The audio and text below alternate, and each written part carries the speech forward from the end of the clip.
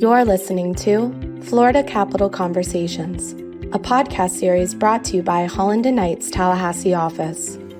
Each episode of this series will take a look at the many different aspects of state and local government through the lens of our experienced legal professionals.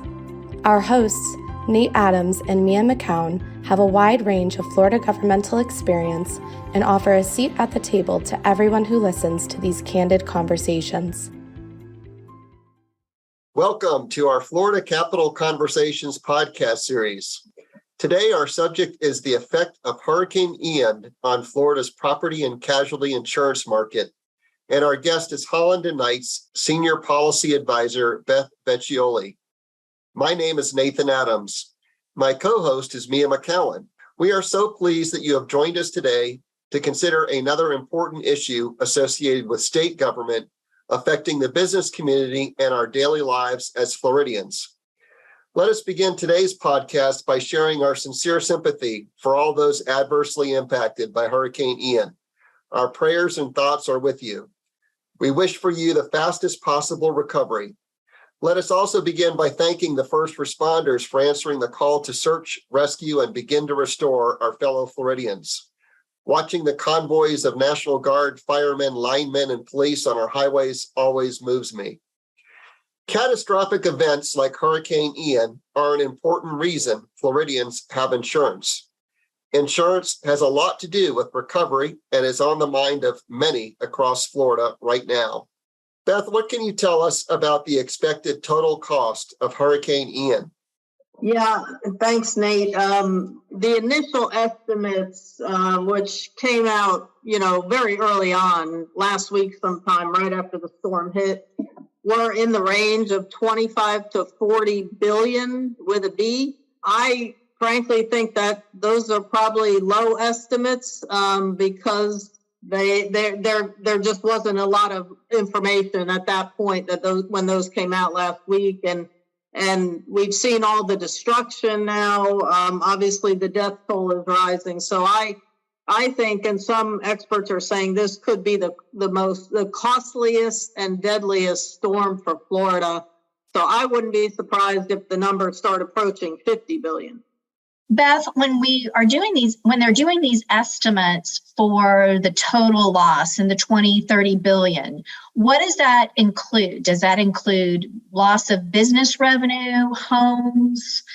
What is factored into that number?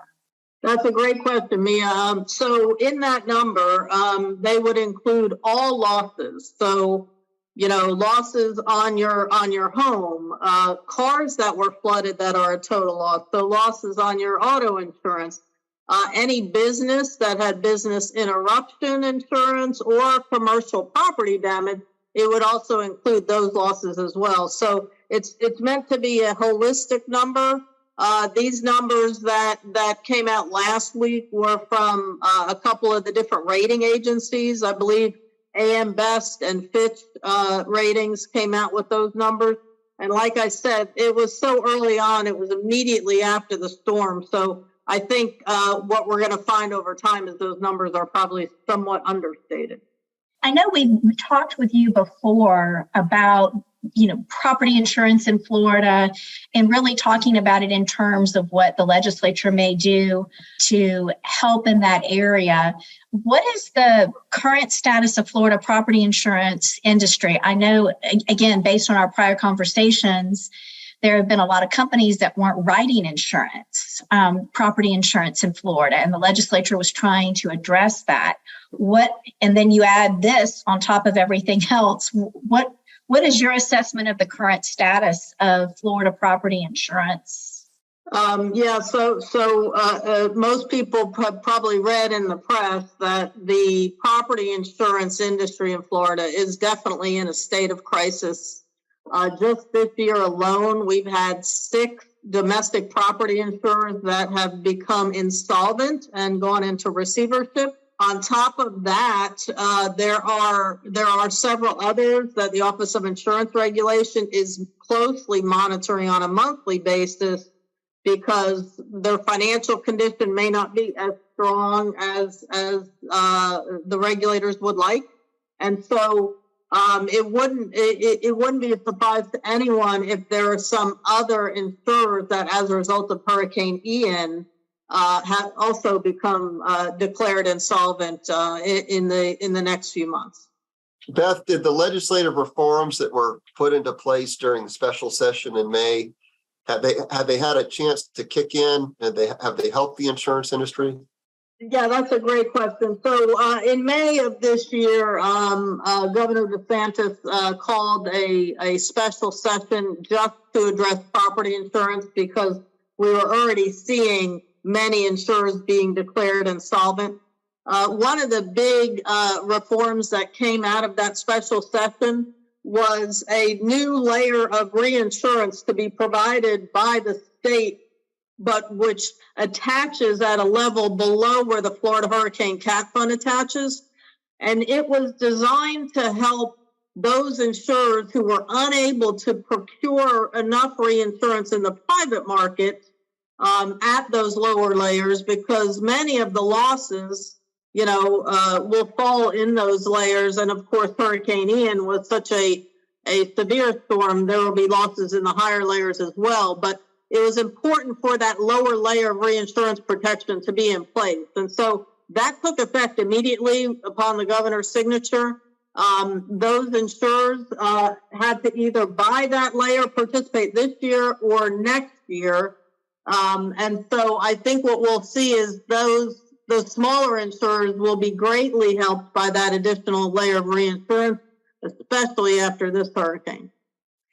What type of protections, Beth, are currently in place to help consumers recover from Hurricane Ian? I mean, the individuals, you just see it on the TV and we're reading about it in all the papers. Individuals are really hurting and suffering as a result, especially down in Southwest Florida. So what kind of protections are in place that are available to them? Well, the first thing that I would like to speak about, and one of the most important things is, as of Monday, October 3rd, less than a week after the hurricane, the Department of Financial Services has already set up what they call insurance villages. I believe there's at least one in Lee County, one in Naples, and some of the other counties as well. And this is physically a place where you have the regulators, you have the insurance companies that come together. They actually set up portable offices under tents for insurers to just come. They can walk in, they can get in line, and they can actually file their claims right there on the spot. And so that has been tremendously helpful, I think, for many consumers that, are struggling to get back on their feet and need help right away. Just in the first day of reporting claims, there were over 200,000 insurance claims filed, accounting for $1.6 billion in insured losses. So I would say this is tremendously helping consumers to get back on their feet. That's really a great idea, especially with folks not having power. Some may not even having an internet connection, that they have a place to go where they can actually talk to a person and walk through that process. That's a great idea. Additionally, FEMA, and I don't know if they've done this in years past, but I noticed it seemed like it was something maybe newer this year. FEMA has established a program where consumers can get reimbursed for living expenses. Let's say they're having to stay in a hotel because their house is destroyed. They can, and also for small property repairs. I believe that FEMA is giving grants out to folks up to, I think it's limited to no more than $75,000, but that is a way to kind of get money in the hands of consumers very quickly, so that they don't have to wait for their insurance company to adjust their claim. They'll have some money at least to survive on until, their house can be repaired. Beth, I wanted to go back to I guess you called them insurance villages. Is there some place that people down in Southwest Florida where they can go to locate either a website or a number to call where they can find where these villages are located? Yes, they can go on the Department of Financial Services website. The web address is myfloridacfo.com, and they can go to that website under the Division of Consumer Services. They're the ones who are manning and staffing these villages, and I believe there's something on the website that shows the actual location. So, Beth, how will Citizens Property Insurance Corporation fare through all of this? We know that, as we spoke in the last time, the number of policyholders has increased almost every year. What can we expect will be the outcome for Citizens Property Insurance? Yeah, Nate, you're right. This time in 2020, so September 30th, 2020, Citizens had only 500,000 insurance policies. Fast forward 2 years later to September 30th, 2022, Citizens now has over 1 million policies. So they've doubled in size in just 2 years. That is an indication that the private market is in a sign of distress because more and more people are having to resort to Citizens for coverage.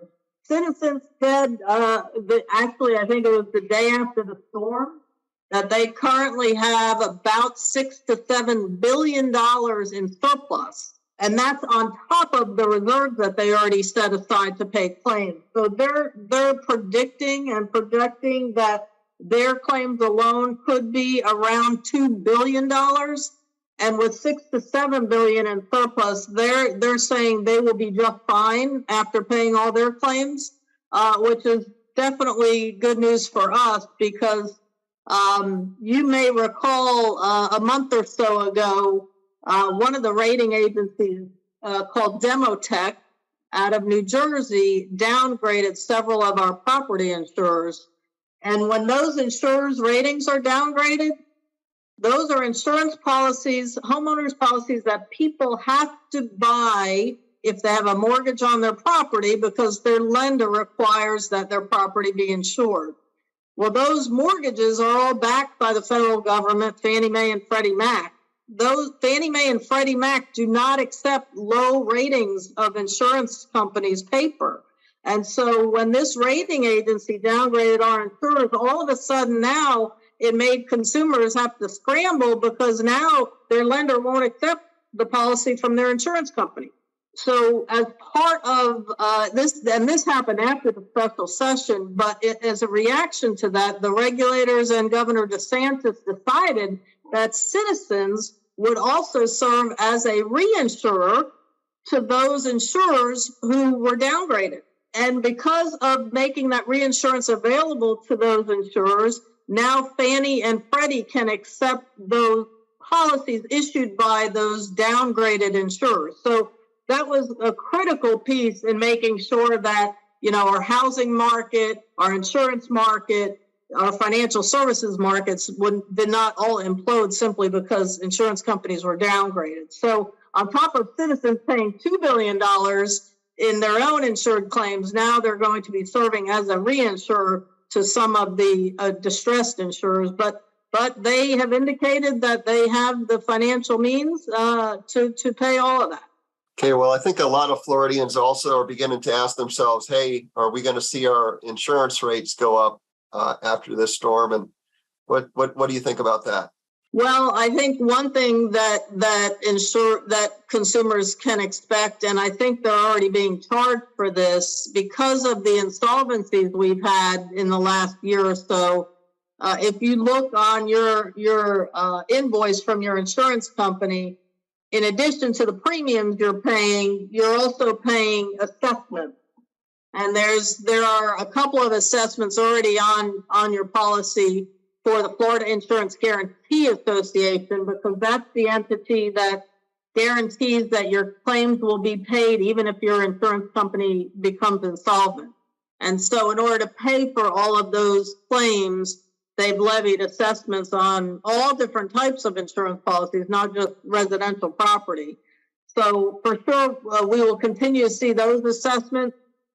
Because Citizens has indicated that they're in a very strong financial position, it's not likely that Citizens will levy assessments for this storm. But of course, as we will see, there will be some rate increases, I'm quite certain, as a result of Hurricane Ian, so that insurers can have enough funds to pay claims going forward. Beth, do you think there will be a need for a special session to address any property insurance issues or things that are stemming from Hurricane Ian? Or do you think they'll wait until session and address any issues at that time? Yeah, I think they're going to wait until March. I mean, unless there's always the possibility something else could happen between now and then. But my guess is that, they're going to wait until the newly elected legislature is in place and seated and let them debate the issues. I do think that there will be a lot of discussion about property insurance in the session next year. We're already worried about this action by Demotech, the rating agency. There's been talk about wanting to form a separate rating agency so that we don't have to rely on Demotech so heavily in Florida. So I think there'll be a lot of issues that will be in play come March. Well, this has certainly been a long process, and we just watching the hurricane come, and then it's even longer with the aftermath. And so, Nate, I agree. I hope that our neighbors down in South Florida continue to get the support that they need. I know this is an extremely difficult time. And I hope that they're in some way, if they're able to listen to a podcast and maybe didn't know about the insurance village and things like that, that we've been able to help them, maybe direct them to some services in some small way. If I could just add one more thing before we wrap up, because I think this is very important, especially as it relates to Hurricane Ian. We saw record storm surge in that hurricane. And the problem with that is that that's considered flood. And if you don't have flood insurance and you didn't have really any wind damage to your house except for rising waters, then you may find that you're not going to recover all the money you need to repair your house if you did not have flood insurance. Additionally, what I would like to say is the NFIP, the National Flood Insurance Program, provides insurance, but only up to certain dollar amounts. And some of these homes, I'm quite certain, were quite expensive. And so even if they had federal flood insurance, it wouldn't be sufficient to cover all their losses. So I think one thing that everyone needs to do, especially the Office of Insurance Regulation and the Department of Financial Services, is to educate consumers in a better way about the importance of flood insurance, even if you're not in a flood zone. Many people have it in the flood zone, but it may not be enough. And what we've seen now with this storm surge is it's not just our coastal counties that are affected by storm surge. I mean, this storm had so much rain and storm surge that inland counties were very affected. Rivers start accumulating all that rain, and then the rivers overflow, and then there's another flood. So it's just so critical that consumers consider buying flood insurance, even if they're not in a coastal location. That's so true. My friends from high school, we were keeping track of each other. We had some that lived in Naples, some that lived in Tampa, West Palm Beach. But the one that had actually the most damage to their home, she was located in Orlando, and it was because her lake flooded and came all the way into her house, and she's inland. So, I mean, to your point, it had effects in areas where you didn't think there would be that type of damage. Yes, and I don't know if your friend had flood insurance, but hopefully she did. She did. In fact, one of my other friends sold her the flood insurance, so she had it. My other friend is sells property insurance and flood insurance, and so she has had us all covered. That was probably the best decision your friend has ever made. I agree. All right. Well, thanks to Beth Vecchioli for these sobering and informative comments on the effect of Hurricane Ian on Florida's property and casualty insurance market. Thanks to my co-host, Mia McCallan. Most of all, thanks to you for joining us today. Please plan to join us for our next Florida Capital Conversations podcast. Have a great day. Thank you for listening to Florida Capital Conversations. For more information on our Tallahassee office, please visit hklaw.com/Tallahassee.